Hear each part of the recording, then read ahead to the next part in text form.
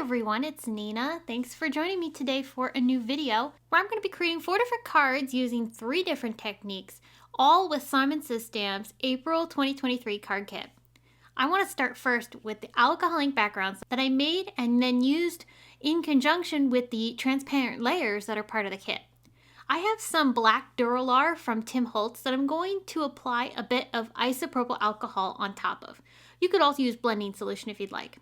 On top of that, I'll add some white mixative, and then I'll start dropping in my colors. I was really enjoying Tim Holtz's alcohol ink demo that he shared on his YouTube channel a couple weeks ago, and I couldn't wait to start playing around with the DURA Black. I had just received it in an order from Simon Says Stamp the same day as he did his live, so I was all excited to play around and try out using this paper with my alcohol inks. With a blower, I'm going to move this color around. The white mixative is what allows these colors to show up so beautifully and vibrant on the paper. Otherwise, they're translucent and you actually wouldn't see them on top of the black. I like to also go in afterwards and add a few extra layers. I think it looks really cool to add some spots where I feel like I need a bit more color. Once it's dry, that's where I go in and try dropping in some more color. So I cut down my backgrounds that I've created. I made a few different ones and I ended up deciding on these 2 here. And these are some of the transparent layers that are part of the April 2023 card kit. I'm going to use the butterflies and I'm die cutting some of the slate gray cardstock that's part of the kit from these nested dome arch dies. Also from Simon, they're not part of the kit, but they're a great staple die. Using these little frames that I've made from 2 of the dies, I'm going to put some Terrific tape on the backside. I'm using 1/8 inch Terrific tape. It's the perfect width to go between my frame here. And just this little bit of adhesive is going to hold perfectly onto the transparent layers, which is basically printed acetate. I'm going to lay the acetate layer first into the adhesive and then apply another layer around the edges, and this is what's going to adhere to my alcohol ink background. So you won't see any of the adhesive holding all of this together because the frame is going to be covering that. This alcohol ink background looks so cool behind our beautiful butterfly layers. If you didn't want to do alcohol inks, you could do ink blending, watercoloring, use pattern paper. It's totally up to you. I am going to trim down my background and the transparent layers so it's completely hidden behind my frame. And I'll just use some Simon Says Stamp fine detail scissors for that. On the back side of my backgrounds, I'm going to stick a few pieces of foam tape on the back side, and that way I can pop these up onto some white cards. There's a lot going on, so I don't want to add too much more to these cards, but I did want to use some Simon Says Stamp lightweight acetate to create some greetings.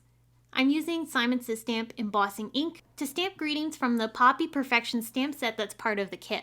I really like the script font that these sentiments have. It's such a beautiful and delicate finish. I used white embossing powder to sprinkle over top of the acetate, and then I'll carefully set this embossing powder so that I have a beautiful crisp white greeting on the acetate. This is lightweight acetate, so you just want to make sure you apply heat very sparingly so you don't warp the acetate.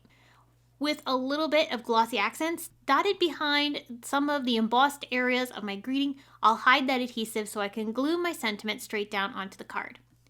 So I have 2 cards that I made with this same technique. I love how they turned out. So vibrant with those alcohol inks behind our transparent layers. It's a really cool effect. I was having so much fun with those transparent layers. In fact, I wanted to make another card. I really liked this paint stroke one. And with a bit of glossy accents behind those paint strokes, you're never going to see it. It's a semi-opaque printing on top of this acetate, so the adhesive hides pretty well. Using just a few dots of glue behind each stroke, that'll hold my acetate onto my pattern paper really well. This pattern paper is part of the kit and I liked the grid pattern. I thought it went really well with these paint strokes. And then I'll pop this entire piece onto a white card base. This background is super cool and I wanted to utilize this Thanks die from Simon Says Stamp. It's not part of the kit, but it is something you can get over at Simon. It's a really pretty serif font and I really love the swirl details on it. I die cut that from some orange cardstock, and then on some slate, I'm going to stamp a greeting from the Poppy Perfection stamp set to finish that greeting off. This is stamped with embossing ink, and I'll use white embossing powder to sprinkle over top of that, so I have a nice bright white greeting on top of this dark cardstock, which will stand out really well against the orange greeting and also all the color that's in the background. I just trimmed this down into a simple little strip that I'm going to glue right underneath there. I did stack a couple of the thanks greetings together just so they're a little bit more dimensional. And because this is getting glued straight down onto acetate, I did want a glue that I knew would hold really well. So I used Simon's Stamp Craft Tacky Glue to adhere that greeting onto my acetate. And then some small, thin 3D foam squares from Simon's Stamp are the perfect little dimension for my small sentiment strip that goes underneath. Check out the gloss of that beautiful background. I love how it worked so well with the grid design from the pattern paper. It gives us a really unique effect. Okay, I did mention that Poppy Perfection stamp set a couple times. Well, this is one of the images from the stamp set, and I really liked it. I thought it'd be fun to Copic color onto some hammer mill white cardstock. Now, you could also use the colored pencils that are included in the kit. The Simon's Stamp April kit comes with an entire set of colored pencils from Crafters Companions, their colorista set. It's a really nice assortment.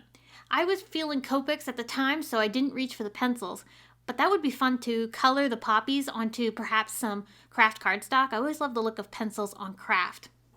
Okay, so back to what I'm doing here. I colored the poppies red, and then I used a few green shades for the leaves. I didn't go real crazy with the shading, but if you are interested in the Copic marker colors that I used, I do have them linked below in the video description and on my blog. And there are coordinating dies for this Poppy Perfection stamp set. I don't have them, so I fussy cut my image. I also die cut a Miss You greeting. This happens to be from a recently released greeting set from Simon's Stamp. I die cut it from the slate gray cardstock that's part of the kit, and that gray pairs really nicely with the pattern paper that I'm using here. It's a white background with some gray polka dots. It looks really nice. And then I picked out this green pattern to kind of pull out some of the green shades in my poppy, and I created a torn edge on the one side just to give an organic look. On the back side of my pattern paper, I'm including some foam tape so that way I can have this popped up off of my A2 sized card. I glued my green paper onto my card base, and then I also attached a small strip of silver cardstock along the bottom.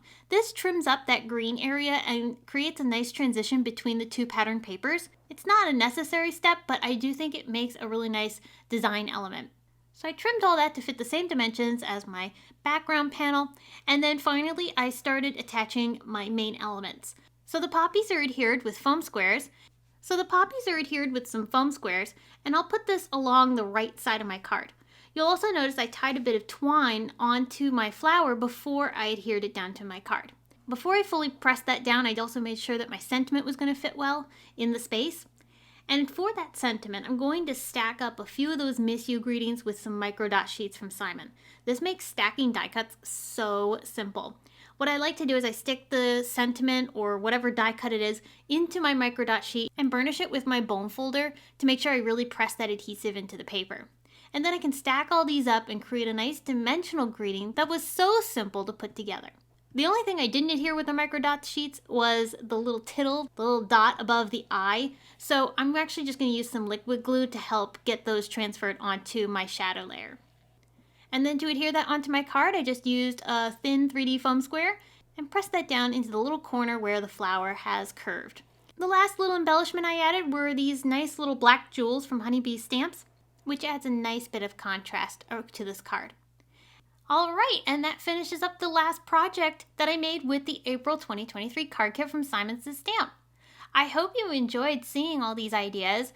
This kit is full of some really cool products that work together to create some fun cards. So I hope you check it out. I have links below in the video description. Or over on my blog if you're interested.